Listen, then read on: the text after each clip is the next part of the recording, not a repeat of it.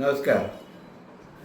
दिल्लीमध्ये जंतर मंतर या ठिकाणी या संबंध देशातल्या विद्यार्थ्यांच्या हिताकरिता आंदोलन करणारे ज्येष्ठ सामाजिक कार्यात असणारे नेते सन्माननीय सोनम वांगचुक साहेब यांनी जे गेले 19-20 दिवस झालं आंदोलन सुरू केलेलं आहे, तर ते आंदोलन दाबण्याचा प्रयत्न काल केंद्र सरकारनं केलं. अशी आंदोलनं लोकशाहीमध्ये होत असताना, त्यांना न्याय मिळवण्याचा अधिकार असताना केंद्र सरकार घाबरून हे आंदोलन दडपण्याचा प्रयत्न करत आहे.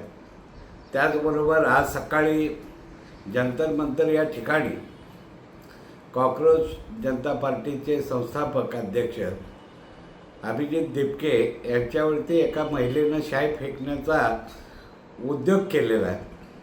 एक केविलवाडा प्रयत्न मी या घटनेला मी समजतो.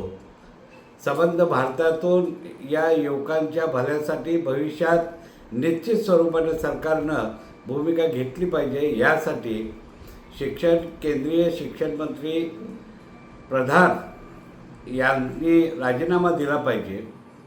या भूमिकेशी ठाम असून या भारतातले संबंध सर्व राजकीय पक्ष आणि युवक या आंदोलनाच्या पाठीशी आहेत. माझ्याही जय हिंद सेनेचा त्यांना जाहीर पाठिंबा यापूर्वीच आम्ही दिलेला आहे.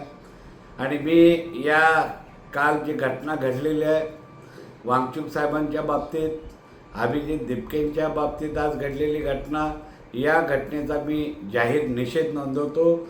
जय हिंद, जय भारत.